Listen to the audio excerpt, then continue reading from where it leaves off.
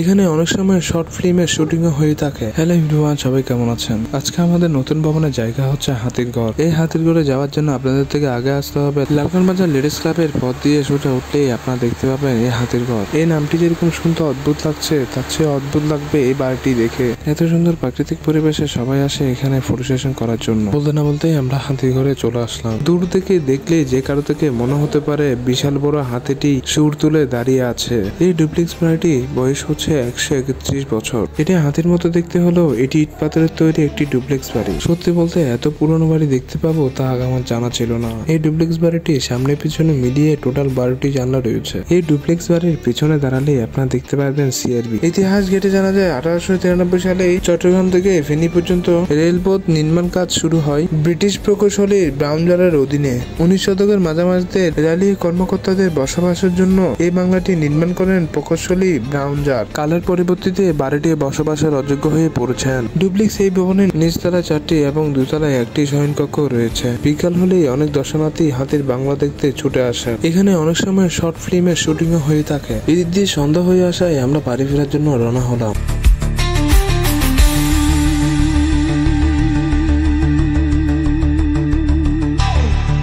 আমার ইউটিউব চ্যানেলে নতুন হয়ে থাকলে আমার ইউটিউব চ্যানেলটি সাবস্ক্রাইব করতে ভুলবেন না কিন্তু। ধন্যবাদ।